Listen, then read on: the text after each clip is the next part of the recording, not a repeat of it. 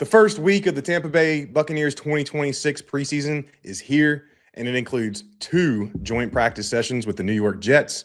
So now that we've got some real football to talk about, let's talk about the guys who are under some real pressure heading into this week. I'm Evan Winter with A to Z Sports. Let's break it down. So, quick caveat, some prerequisites, if you would, before we get started. Just because a guy is on this list or guys doesn't mean they're in danger of losing their job or anything like that. Now, there are a couple on this list that are in that category. Regardless, it's more about guys that just really need to get the ball rolling this week by showing up and showing out. And then it also could be a singular player. It could be a position group. It could be a group of players because there's different context behind all that and all that jazz. So we're going to start out on offense. And the number one person or position group under pressure on offense is the Buccaneers receiver room. They've got to show that they can carry this passing attack without Mike Evans. And I'm not talking about just being a mid-tier passing attack. I'm talking about being an above average top 10 type passing attack. That's what we've become accustomed to since basically Tom Brady. Actually, no.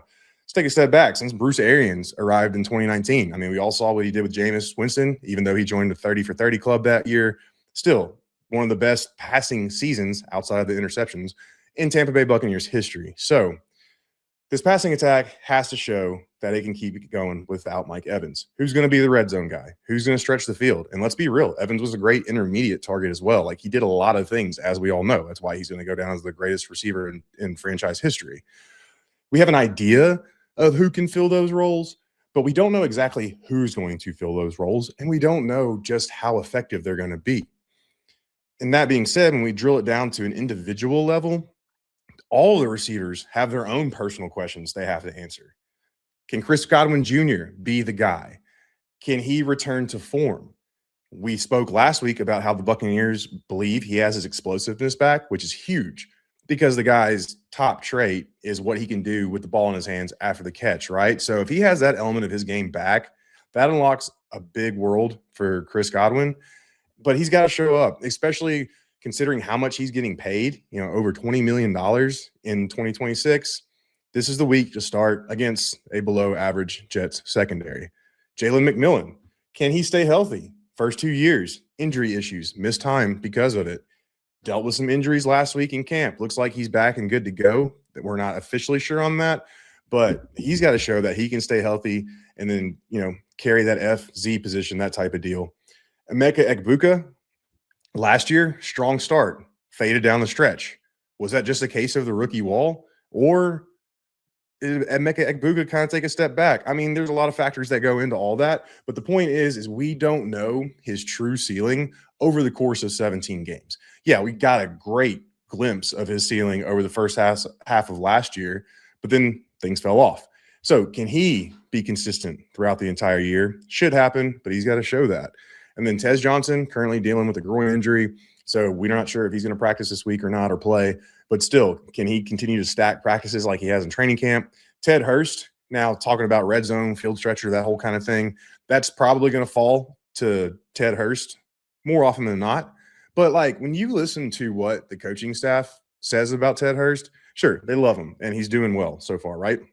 But there's a little bit of an inclination that it's taking him a little bit longer to pick up the playbook and just learn the NFL game in general, and that's fine.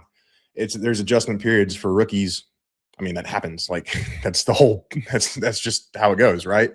Still, though, how quickly can he learn this playbook, and then how effectively can he deploy what he's learned on the football field? That's his own personal question. And then Cameron Johnson, can he continue to take steps as a receiver? Sure, his special teams abilities are very good, but now those are getting challenged with guys like Kenny Gainwell and so on and so forth. Can he take that next step as a receiver so that way he provides more than just special teams value? And then obviously you got all the other guys after that, David Sills, Garrett Green, Eric Rivers Jr., so on and so forth.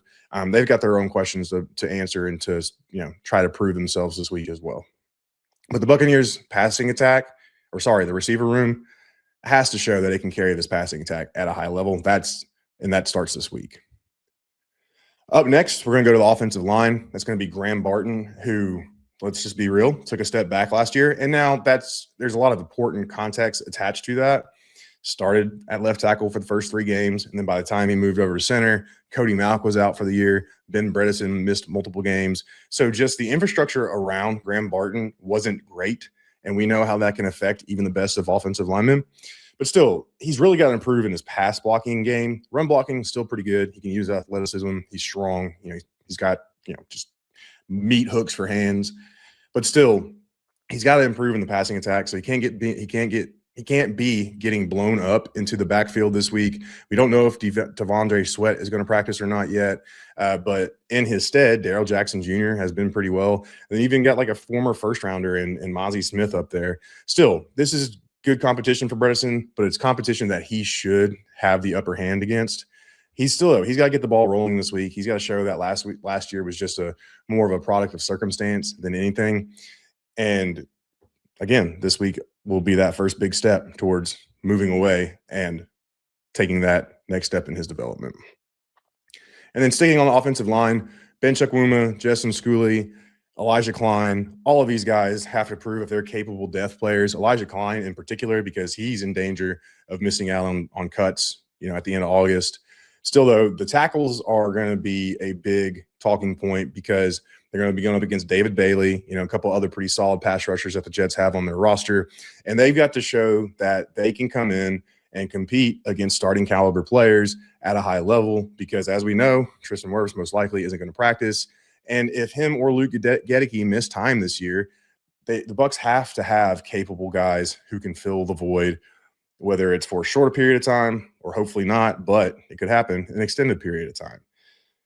The good news is they've been getting plenty of practice reps against Ruben Bain Jr., Yaya Diaby, David Walker. So they should be pretty well vested, or lack of a better word, in terms of what they have to go up against this week. But still, really got to put that foot down and really show that the development is on course like it needs to be. All right, so now flipping over to the defensive side of the ball, Anthony Nelson and Chris Braswell really got to get it going. And now, like I said, just because the guys are on this list doesn't mean they're going to lose their job. I don't think Anthony Nelson is in any danger of losing his job because the Bucs just know who he is. He's a solid rotational guy who can start and make plays when the time is needed. I mean, look at the Saints game last year. Still, though, you feel like everybody's talking about everybody else but Anthony Nelson. And that's not a bad thing, especially for like Ruben Bain and David Walker. They've just been tearing up practice. Still, though, you would like to see Anthony Nelson make a splash because the better he is, the better the Buccaneers pass rush is. But now Chris Braswell is a different story. He's in danger of losing his job. I mean, we've known this since basically the draft, right after they took Ruben Bain Jr. If you had to look at the depth chart right now and make an evaluation, Chris Braswell would be the 6th linebacker behind a very strong 5-man rotation with the previous 4 guys I just mentioned, plus Al-Quadin Muhammad. The Buccaneers have carried 6 outside linebackers on the roster in the past. It's mostly due to special teams play, which in Braswell's defense, he played a lot of special teams last year, and he was pretty good. So that could get him on this roster at the end of the day, but he's still got to show that the game is starting to at least slow down for him. We know that the mental aspect has been his biggest issue so far over the first few years of his career, but he's really got to make a splash, man, because if not, other guys might even pass him up and push him even further down the depth chart. You just don't know. And again, while he has special teams value, he is on the verge of losing his job. He is on the roster bubble. So Chris Braswell's really got to stand up and show out this week. Going back to a position group, like what we did with the receiver group, the Bucs defensive line. Now, the Jets offensive line is pretty good. Joe Tippmann at guard is solid. They've got really 2 good, young, promising tackles. I'm not even going to try to say their names right now because I'll mess them up. And then Dylan Parham, the free agent addition, pretty solid player as well. And then Josh Myers is an okay center. So the Bucs defensive line has good competition this week, and they got to show that they can get it done without Vita Vea. Obviously the defensive line has played pretty well, so far in practice. But again, they know the Bucs offensive line to a T. They know how to attack the guys. They have familiarity with what Zach Robinson is trying to do. So they're going into a completely different environment, completely different situation, and that can really change things. So A'Shawn Robinson, Kalijah Cansey, DeMonte Capehart, Nacho, Elijah Simmons, Josiah Green. I mean, just all those guys, they've really got to step up and show that they can get it done on all levels, not just against the starters, against the 2s, the 3s, 4s, however deep we want to go. But the Buccaneers defensive line, let's hope that they can get some good push. They can fill in the run lanes, and that they can really help stymie the Jets offense to a certain extent, because they might not have Vita Vea for the first few games of the season. We just don't know how long his holdout is going to last. Talked about it last week. He's definitely going to play at some point during the regular season, but he could hold out through into the season. Time will tell on that one. Still, the point stands. Bucs defensive line, this is the week for them to really start that ball and get it rolling against solid Jets offensive line. And then last but not least, Zion McCollum has to continue his strong camp.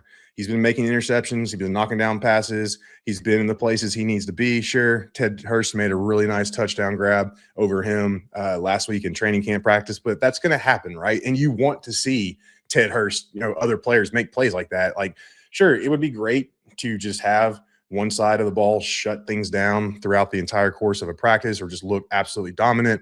But you want that back and forth because it shows that both sides are capable of holding their own. Regardless, I'm getting off track here. Zion McCollum needs to keep it rolling because he's under a lot of pressure this year. We've already talked about it, and plus the Bucs defense just needs him to be that guy in order for the secondary to bounce back as well. So he's had a lot of success so far in camp.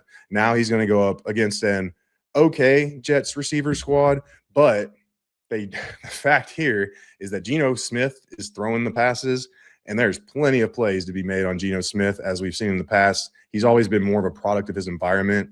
Like, I know a lot of people think he's a top 10, top 12 quarterback. I don't think he's that at all. I think he's below average. I think if he has good pieces around him, he can play well. But if he doesn't have those good pieces, then, yeah, he's pretty much, like I said, below average quarterback, and backup at best. Regardless, Geno Smith's going to be throwing the passes, which means there's going to be plenty of opportunities for picks, which means Zion McCollum needs to get them one. So what do you think? Are these guys under pressure? Do you think otherwise? Are there anybody that I missed to throw on this list? I mean, I know we could go through the entire, 90-man roster and find reasons why each guy has to, pick it up. Regardless, let me know in the comments and we'll talk about it. But until next time, keep your eye on A to Z Sports Bucs, and we'll see you around.